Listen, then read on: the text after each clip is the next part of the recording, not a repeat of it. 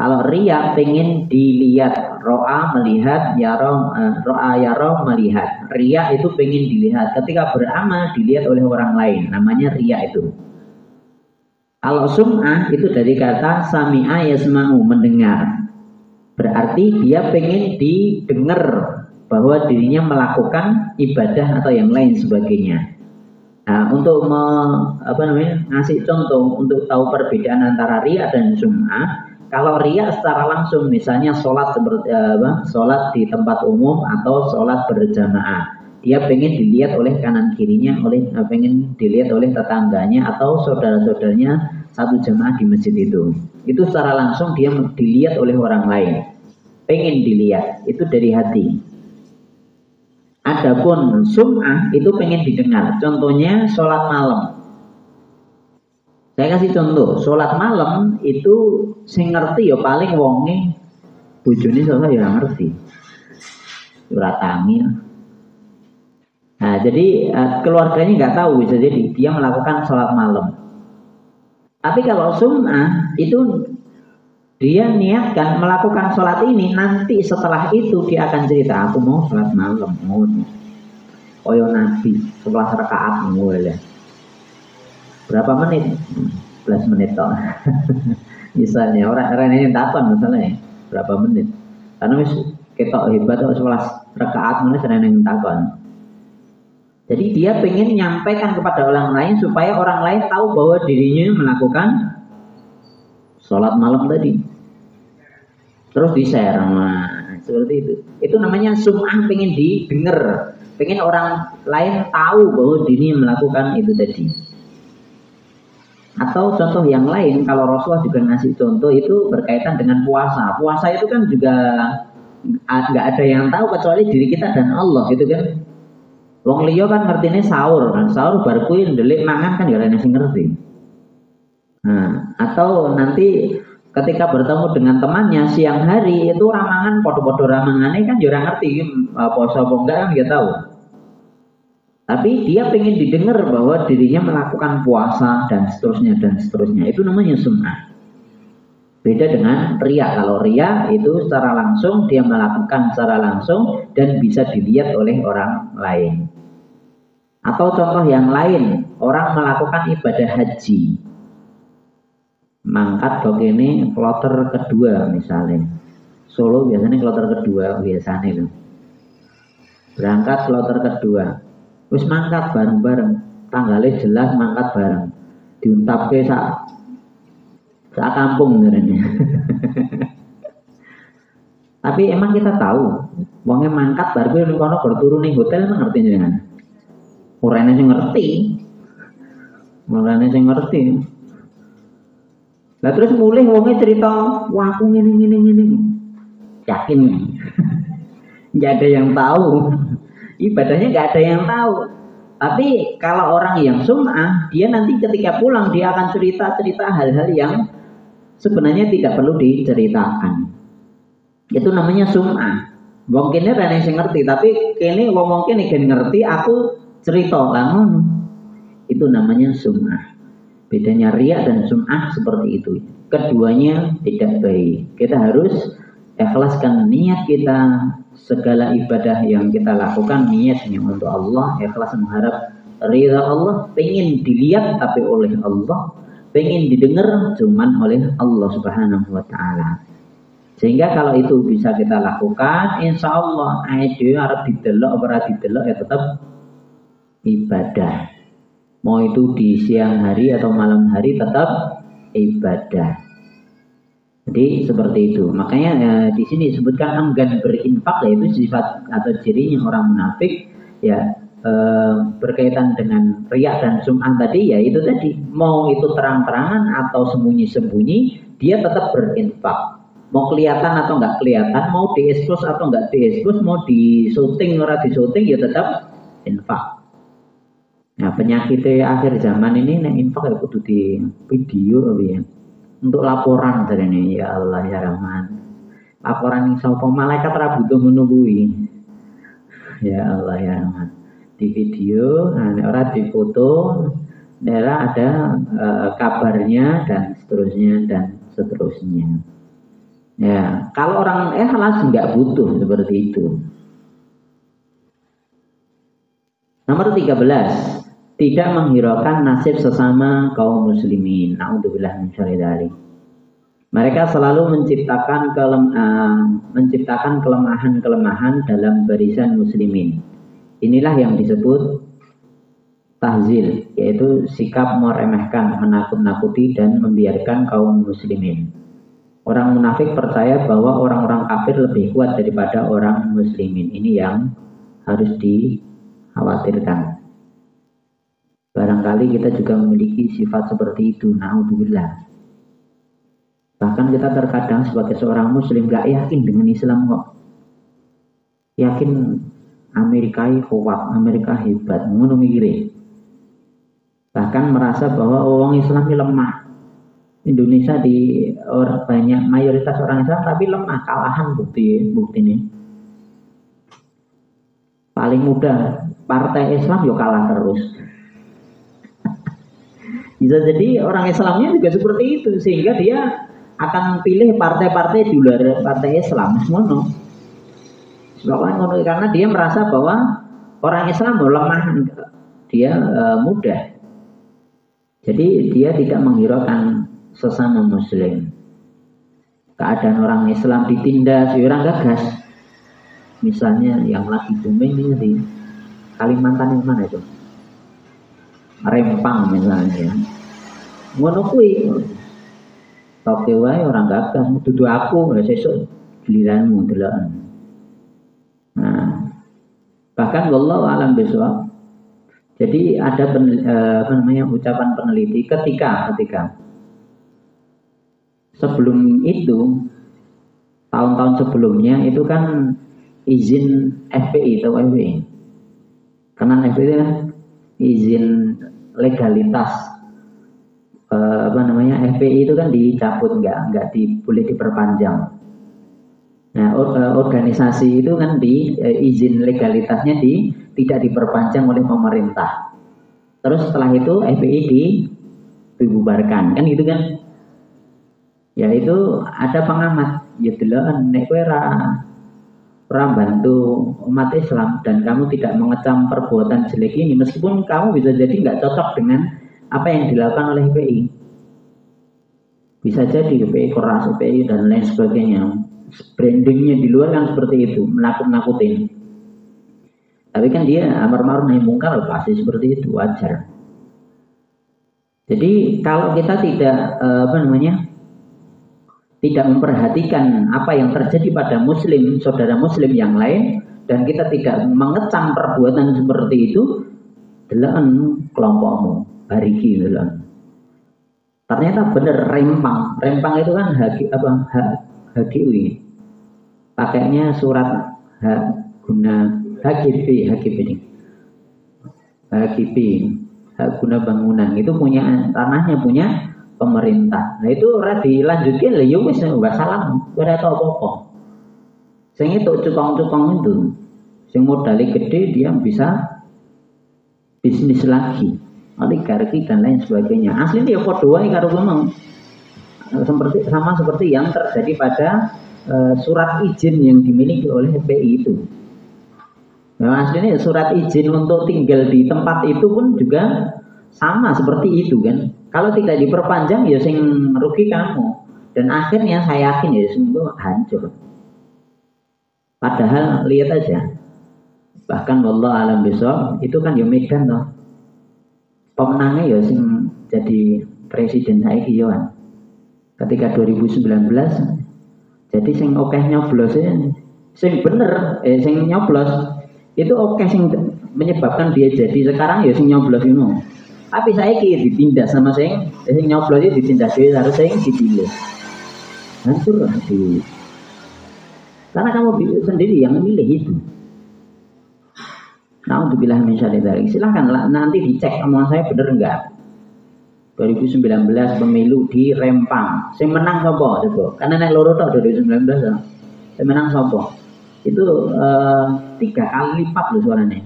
Ora kalahnya 50-50 sedikit aja enggak. Itu 3 kali lipat. Jadi sing kalah misalnya 400 itu yang menang 1.200 lebih. Kan kalau tikalnya ya Allah ya Rahman. Cuma sepertiga 3 kali lipat jumlahnya. Tapi faktanya saya ditindas ini. Ya Allah ya Rahman ya. Makanya kita sebelum milih nanti selanjutnya ini kita harus hati-hati juga. Nah, bisa jadi setelah mereka diri kita yang akan dihancurkan. Kalau memang kita tidak menyuarakan hal-hal sekecil ini, hal-hal yang mungkin bukan diri kita itu, mungkin keluarga kita nggak ada yang hidup di sana, mungkin sekarang tidak dirugikan diri kita.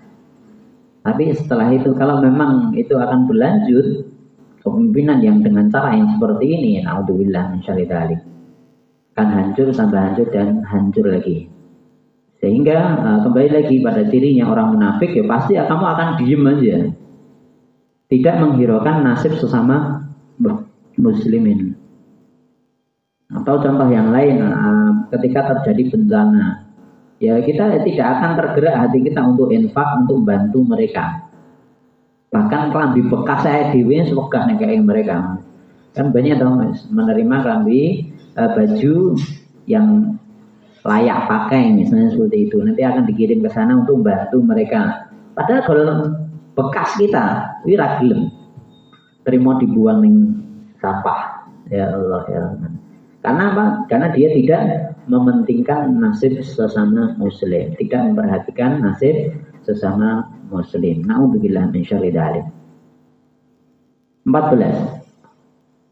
Suka menyebarkan kabar dusta. Nah, ini sifatnya orang munafik. Nah, kalau sebelumnya kan suka berbohong. Nah, selanjutnya ini sifat yang mengikuti itu pasti ini, menyebarkan kabar dusta. Nah, senang bohong mesti sing kabar hoax mesti senang disampaikan oleh orang-orang yang seperti ini. Orang munafik senang memperbanyak peristiwa dan memperbesarkan peristiwa yang atau kejadian. Jadi misalnya kecil dari gede, komunis yang gede, gede kena. Jika ada orang yang tergelincir lisannya secara tidak sengaja, maka datanglah si munafik dan memperbesarkannya dalam majelis-majelis pertemuan. Apa kalian tidak mendengar apa yang telah dikatakan si fulan itu? Nah, sampaikan. Lalu dia pun menirukan kesalahan tersebut. Padahal dia sendiri mengetahui bahwa orang itu memiliki banyak kebaikan dan keutamaan. Akan tapi si munafik itu tidak bersedia mengungkapkannya kepada masyarakat. Jadi seperti itu. Jenis menungso salah wajar. Tapi orang munafik yang dicari kesalahannya. Jadi seperti itu. Wallahu ta'ala alam bisawab. Jadi saya pernah dengerin YouTube-nya, intinya ketika ada wawancara dengan Felix Shaw. Felix gitu loh. Felix dia Chinese masuk Islam, dia mualaf dulu mualaf. Jadi sebelumnya nggak punya agama, terus punya agama. Jadi masuk Islam.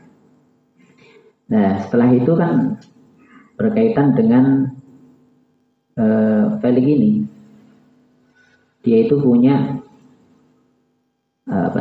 murid. Punya murid kerjaannya nyari kekurangan gurunya. Jadi dia punya murid, dia udah lama belajar sama dia, tapi dia itu sebenarnya ya tetap percaya dengan Pak Felix. Cuman kerjaan dia jadi buzzer. Buzzer itu apa? Pokoknya nyari kesalahannya untuk menjelekkan Pak Felix, padahal dia muridnya. Jadi dia tidak membawa. Jadi ketika bekerja itu tidak membawa dengan tidak kaitan dengan keyakinannya. Subhanallah, hebat ya. Pokoknya dia kerja penting untuk duit, cari kesalahannya Felix, cari kesalahan gurunya. Padahal dia murid rajin, dia baik ibadahnya, tapi kerjanya menunggu. Kerjanya dia jadi buzzer, cari kesalahan atau bikin trending supaya Felix jatuh. Padahal dia muridnya dan udah lama dia jadi muridnya. yang terjadi. Na'udzubillah min syarri dzalik. Semoga dia segera bertaubat. Jadi dia sampai nyampaikan seperti itu. Dia punya murid yang seperti itu. Kerjaannya menunggu. Padahal dia muridnya. Ya Allah ya Allah. Bahkan saya justru kasihan sama orang-orang seperti itu. Dia nyari kerja, kerjaannya nyari kesalahan orang lain. Padahal dalam Islam itu haram. Nyari kesalahan orang lain itu haram, jelas. Apalagi terakhir kemarin ada BNPT punya usul apa? Ngawasi masjid-masjid. Ngawasi masjid-masjid supaya tidak ada ujian kebencian dan lain sebagainya. Dan ini masjid tadi disebutkan ngono kuwi terus sing disampaikan apa? Sing apik-apik, yo sing apik-apik yo ora apa-apa sing apik. Lah ngertine elek piye contohnya? Misalnya aku bahas tentang zina. Zina iki elek mbok arep kok ning nggone ngendi-ngendi tetep elek. Masa aku ngatakan bahas tentang seperti itu ya enggak boleh. Kan ruwet kan. Setelah itu akan rusak itu di luar. Ya, misalnya seperti itu. Dan lain sebagainya. Bahkan dalam Islam mencari kesalahan itu haram. Mungkin sedikit memberikan masukan terkait mungkin pengawasan tidak mungkin hanya di masjid, mungkin di tempat-tempat ibadah. Itu mungkin begini, bahwa yang namanya suatu kehidupan manusia berbangsa bernegara itu kan kehidupan kita itu akan bisa diwarnai oleh pengaruh-pengaruh dari siapapun.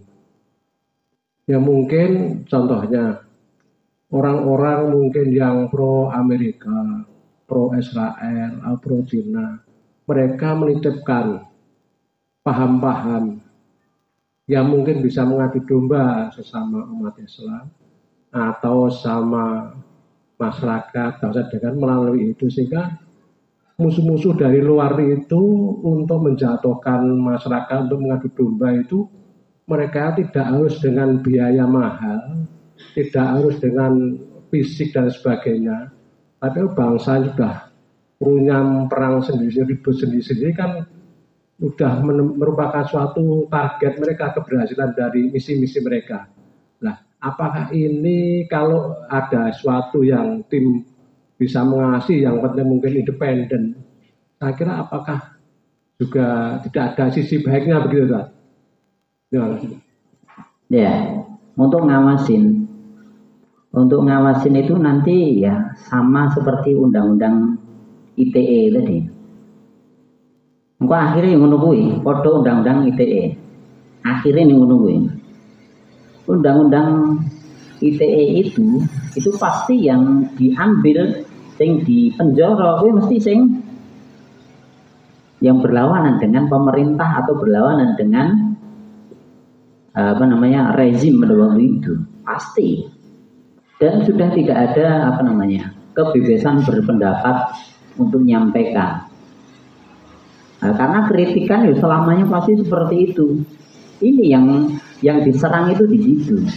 Begitu pula nanti ketika ada tadi pengawasan tadi, nanti akhirnya yang disalahkan kembali lagi wong Islam. Contoh yang lain, BNPT kok sampai sekarang Papua ya rampung-rampung. Wah itu nek wong Densus 88 Rono ngabeh nih rampung, aku yakin. Sakingnya di sana nggak diselesaikan. Karena dia bukan orang Muslim, coba dia Muslim, hancur dia. Ini yang harus diperhatikan. Jadi hal yang seharusnya dilakukan tidak dilakukan. Yang seharusnya tidak dilakukan itu justru diusulkan. Supaya apa? Kembali lagi untuk ngerangkeng wong Islam. Selanjutnya misalnya nanti antara Barat dengan Cina, nanti ada yang masjid ada usulan-usulan. Nek ustadz lurus orang mungkin kok. Maksudnya ustadz lurus ya apa? Sementing disampaikan Quran, sampaikan hadis. Nek yang sampaikan itu toh nggak mungkin ada kaitannya buat apa Amerika atau Cina terserah. Murni kaitannya. Yang penting yang hak dan batil disampaikan selesai. Jadi dari apa yang saya sampaikan ini kan ini yang harus diperhatikan. Nah, kecuali kalau memang ada yang dari tolong dimatikan dulu. Misalnya dari belakang kok disogok, berarti yang salah siapa? Sing nyogok dan yang disogok. Ustaz itu sampai gelem disogok ini apa? Jelas Allah melaknat, Rasulullah melaknat.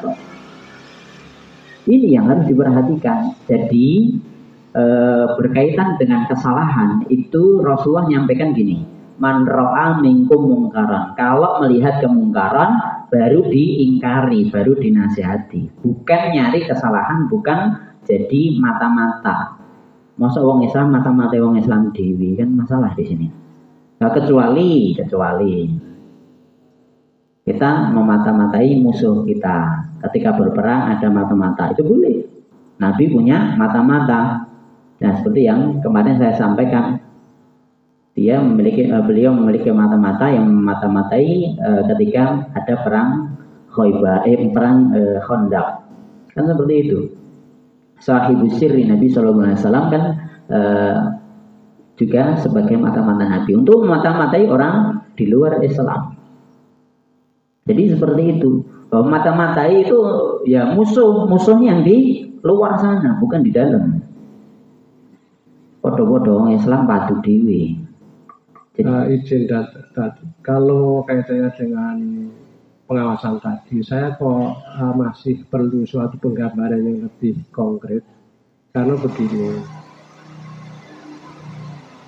siapa tahu kalau misi-misi yang mereka emban itu sudah memang, kan namanya Amerika punya, karena CIA itu kan punya intelijen yang menyusup, yang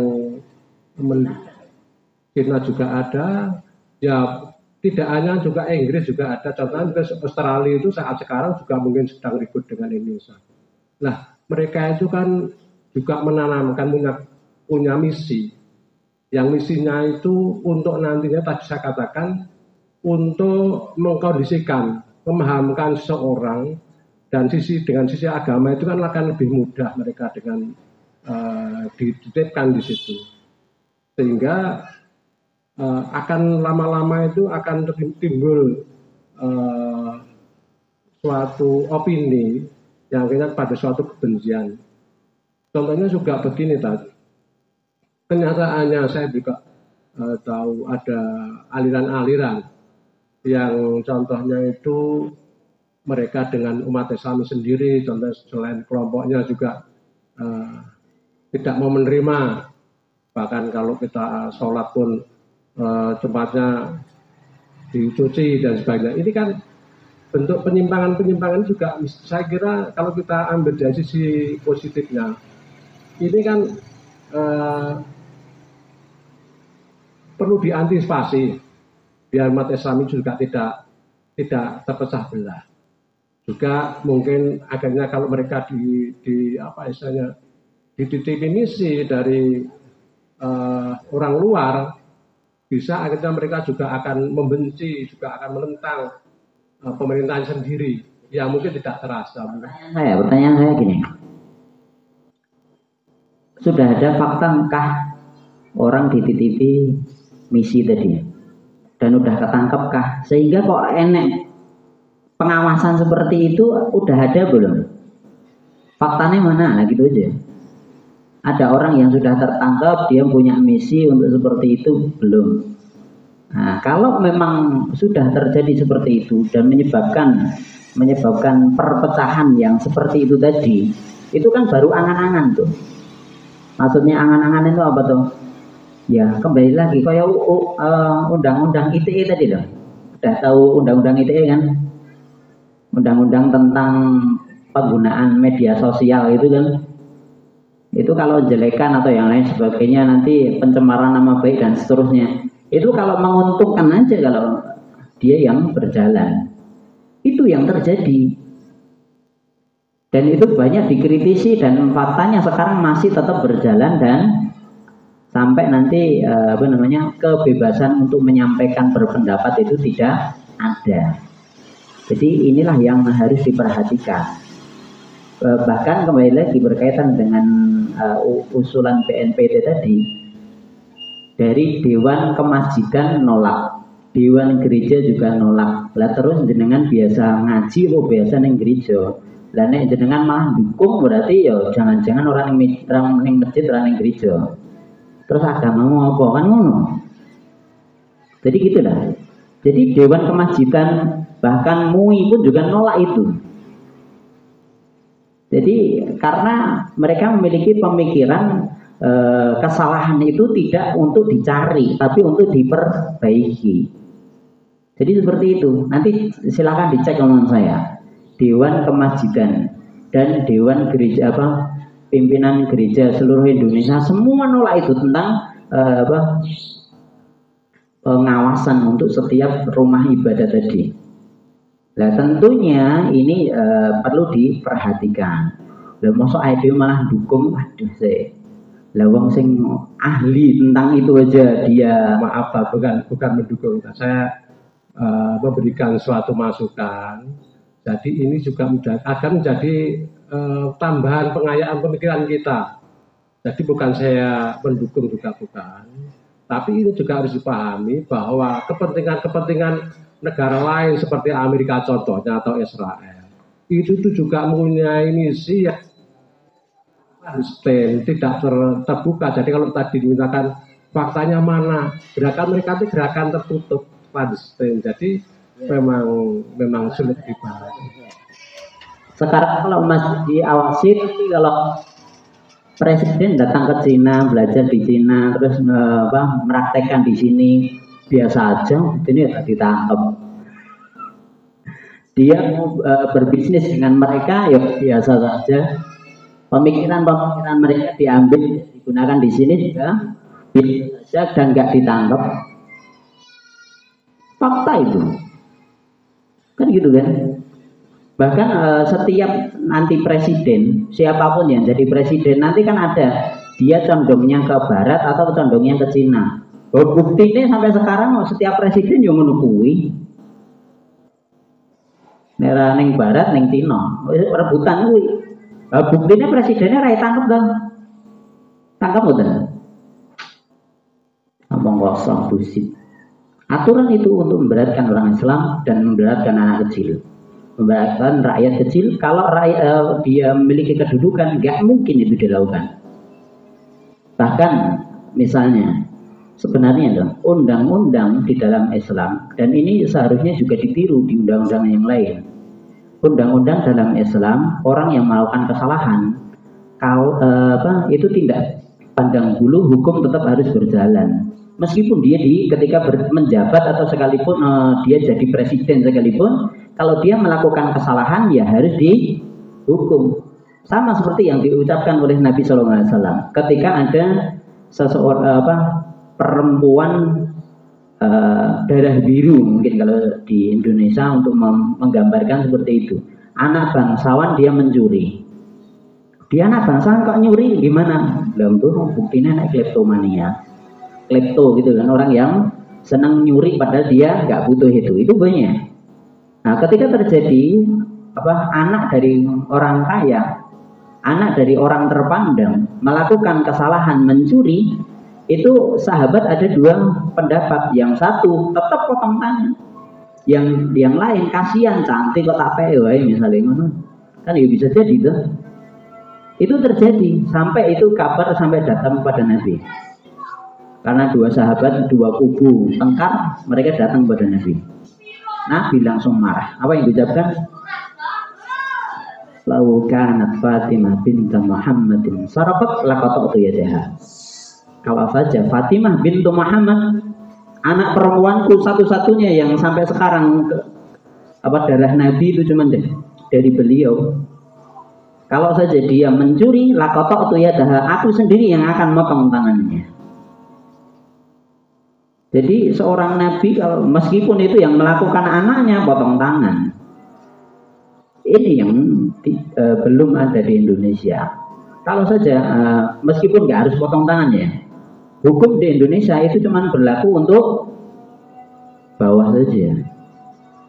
Namun untuk yang atas, apalagi masih duduk di jabatannya, dia mau korupsi sebanyak-banyaknya, mau menjual pulau, menjual Pertamina, menjual Indosat, mau menjual apapun yang dimiliki oleh Indonesia, bahkan Freeport atau yang lain sebagainya, B aja, sereneng sing komentar. Kenapa? Karena hukum itu nggak berlaku untuk pejabat.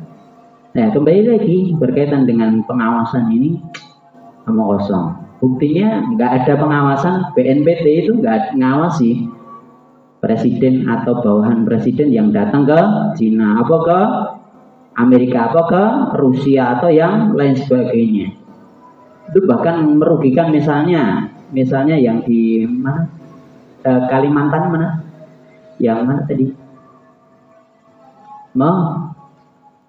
yang tadi lah yang mau digusur ya, Rempang, yang di Rempang itu ya sama saja.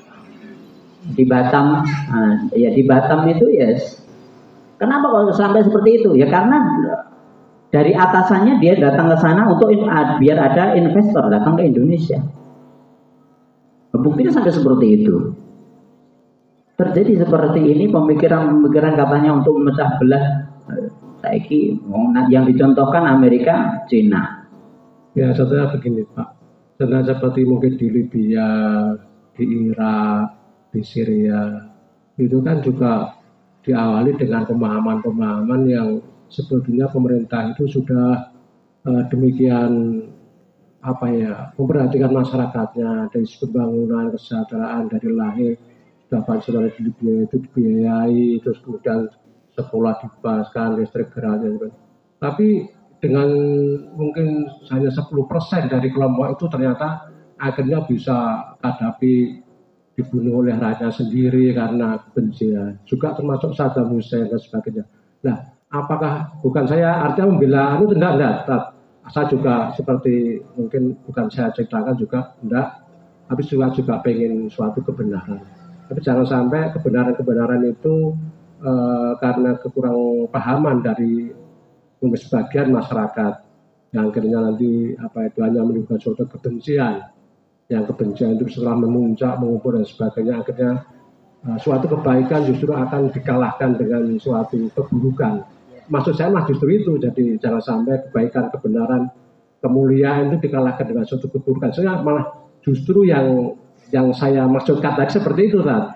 Tentunya karena kita sudah banyak negara-negara yang terutama negara Islam itu justru mungkin kurang bisa, akhirnya seperti itu nasibnya sekarang. Sekali kita juga harus belajar dari fakta yang ada di balik itu semua. Memang di media koyo Gaddafi, Sisi itu mana? Mesir. Yang sebelum Sisi siapa? Mursi kan dijatuhkan tuh. Kenapa dijatuhkan? Ada yang tahu? Saya dengar sendiri dari rakyatnya. Saya dengar sendiri ketika dijatuhkan. Ketika itu kan kira-kira 2012, 13, 14 kira-kira itu. Mursi itu dijatuhkan. Saya dengar sendiri dari rakyatnya tuh. Wong Mesir dhewe lulusan Al-Azhar dia. Dia cerita sendiri kenapa kok Mursi dia dijatuhkan? Karena dia nggak percaya, karena dia nggak ACC investasi dari luar, investasi dari barat. Sehingga itu dia dikudeta, yang kudeta bawahannya itu yang biayai siapa? Yang biayai adalah investor dari luar supaya bisnis itu berjalan. Begitu pula Gaddafi rakyatnya yang bunuh tuh, ya kan? Tapi fakta setelah itu banyak rakyatnya yang menyesal. Setelah dibunuh, tahun-tahun selanjutnya mereka tambah terpuruk ke negaranya. Kenapa? Karena itu banyak kepentingan dari negara-negara investor tuh. Kenapa kok Gaddafi itu dibunuh? Karena dia tidak mengizinkan lewatnya gas atau apa itu. Jadi dari pipa, intinya dia ada pipa yang harus melewati di tempatnya Gaddafi tidak disetujui. Karena kalau itu disetujui, memang dia dapat untung, tapi setelah itu dia akan rugi selamanya. Dan benar setelah itu dibikin isu-isu dari bawah, rakyat yang akhirnya sing hancur di pemimpinnya dewi. Dan setelah itu rakyat sing bunuh mau menyesal. Jadi seperti itu, jangan kita salah berpikir. Jadi misalnya Mursi, kenapa dianjurkan? Karena dia dekat dengan ulama. Saya ngomong lulusan Al-Azhar tuh, dia hafal Quran, dia ngajari saya nih mau Quran. Tinggal minta nyemak aku isang. Jadi misalnya lidahmu keliru, ngotok dia. Wong orang buka Quran, bahkan ngulangi satu kata, dua kata sebelumnya isang lagi, batnan. Orang buka Quran, tiga kata, woi, mendadak wis. Saking pinternya, misalnya disalami, ada orang melebu, assalamualaikum, waalaikumsalam, waalaikumsalam. Dia ngomong nih, tapi saya baca dia tahu salam, dia salam. Sampai seperti itu, pinternya seperti itu.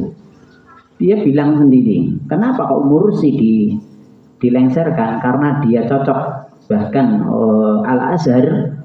Guru-guru besarnya itu semua cocok dengan Mursi dan didukung orang Islam dia. Mursi itu didukung oleh semua ulama di Mesir. Karena didukung itu, dia bikin kebijakan yang semuanya baik. Contohnya apa? Yang memiliki anak lebih banyak, dia akan misalnya dibantu. Setelah itu ganti sisi, apa yang dia lakukan? Anakmu luwih suka loro dendo ngono dia kurang ajar. Itulah sisi itu saya ngomong rakyat dewi dan dia mau bilang sendiri kenapa kok Mursi dilengserkan. Jadi seperti itu, ini hal yang terjadi fakta. Justru permainan yang seperti ini tidak diselesaikan, tapi yang pengen digencat rakyat-rakyat kecil. Kembali lagi, ini hal yang harus kita benar renungi. Terkadang kita untuk milih A dan B itu harus pikiran lebih maju ke depan. Jadi orang Islam kalau ingin menang harus baca sejarah. Banyak orang zaman sekarang nggak tahu sejarah.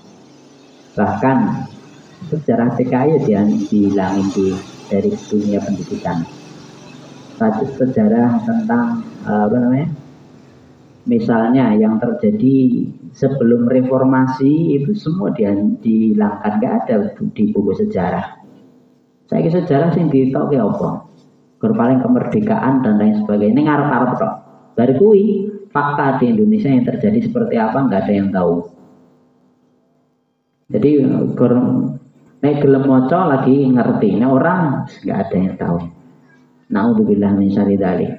Bahkan kembali lagi, kalau memang pengen kita jaya, pelajari sejarah orang-orang sebelumnya. Pasti seperti itu. Indonesia saiki kembali ke kayak orde baru lagi. Tapi ya lebih jelek dari itu. Itu menambahkan. Jadi mungkin di samping belajar sejarah, juga kita itu introspeksi diri bahwa umat Islam itu hanya mestinya bersatu. Tokoh-tokoh pimpinan Islam itu harusnya bersatu juga. Tapi yang kita lihat itu tentunya partai di Indonesia itu kan banyak partai Islam, tapi antar partai Islam itu juga tidak rukun. Jadi ini sebenarnya kalau rukun ini saya kira mudah besar untuk karena mayoritas bangsa kita itu umat Islam. Tapi kenapa kok nggak bersatu? Karena kuenya nggak dibagi rata. Jika kembali lagi nanti yang menang ya sing didit menang. Masalahnya di situ, sing didit menang. Nek sing didit menang ya mesti investor, pasti investor yang memiliki dana yang besar. Dan yang ngono ya hancurlah dirimu.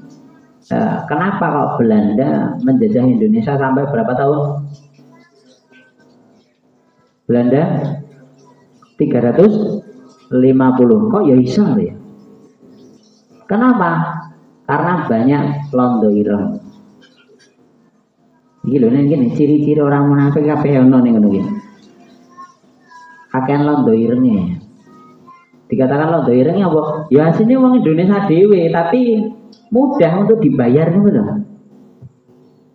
Dibayar yang menyebabkan sebenarnya merugikan diri sendiri, tapi mau lebih orang mangan ngono.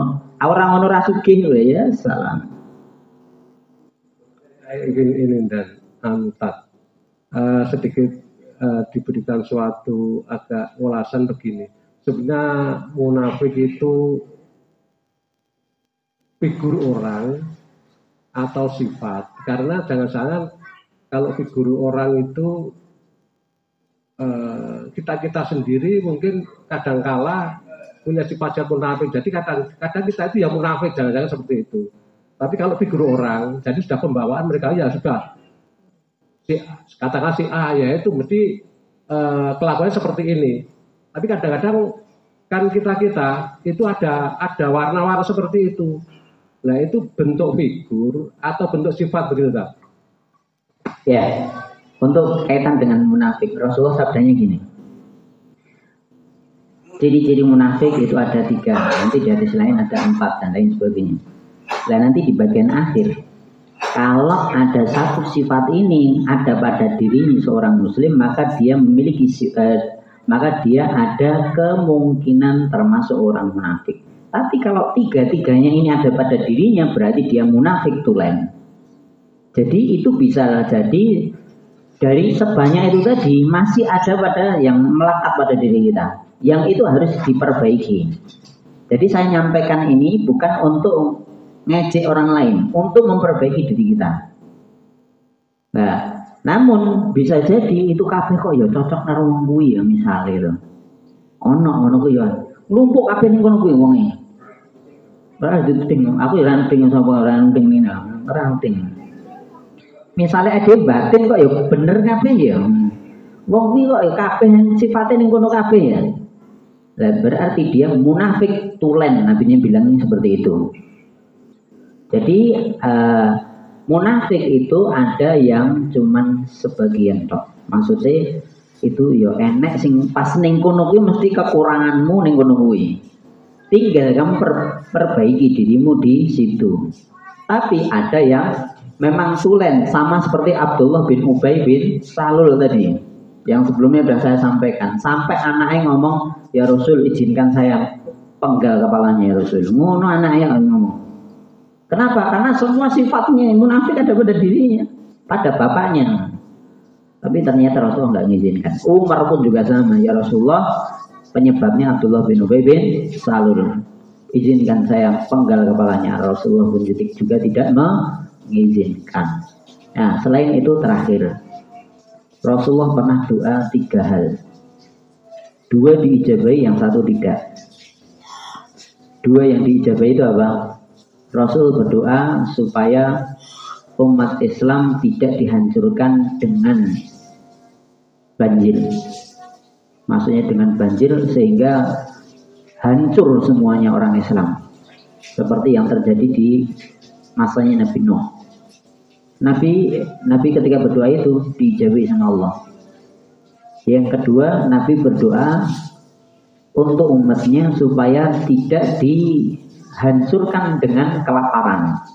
Maksudnya paceklik tambah miskin terus reso mangan terus mati. Dan itu diijabi oleh Allah. Namun yang ketiga, Nabi berdoa supaya orang Islam tidak dihancurkan dari dalam, dari orang Islam sendiri, itu tidak diijabi oleh Allah. Karena itu sunnatullah. Ya ini menunggu terus menerus. Makanya karena doa Nabi ini nggak diijabahi, makanya faktanya ning ya nek menunggu. Nah terus bagaimana? Ya kita harus hati-hati. Makanya kita belajar pentingnya tahu tentang cirinya munafik ini bukan untuk menilai orang lain, tapi untuk memperbaiki diri sendiri, diri kita dan jamaah ini. Ya harapannya apa? Ya mau kita lurus. Jadi kita kalau boleh dikata, kita itu yang harga mati Quran kalau hadis ini loh. Jadi yang harga mati itu Quran sama hadis. Maksudnya apa? Daerah Quran dan hadis singkirkan. Bahkan misalnya pilihanmu biyen kuwi. Kok saiki ternyata wong kaya ngono, aja tak pilih meneh. Misalnya ngono. Enggak harga mati atau partaimu biyen saya tak pilih kuwi. Kok baru ngerti kono banyak korupsi. Oh ternyata ya ngono to padha karo liyane sendiri. Yang harga mati apa? Quran hadis. Oh sesuai Quran, oh ini salah.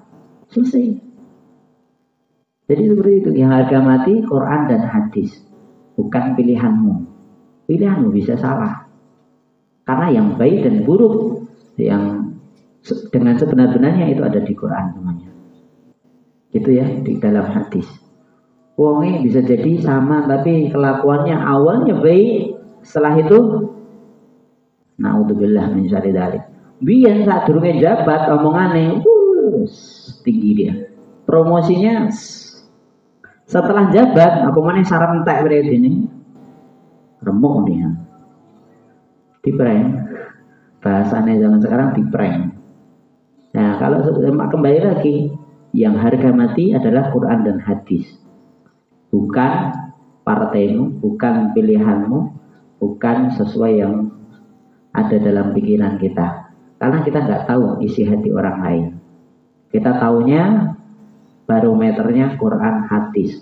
Kalau guru saya dulu bilang, kacamotone si Quran si hadis, wis delok wae.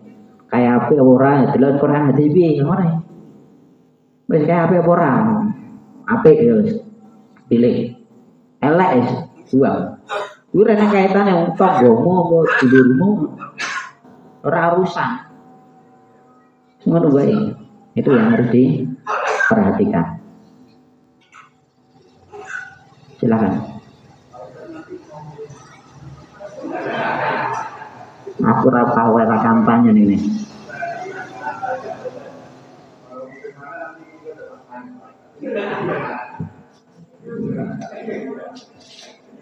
Aku baru ditangkap baru gini.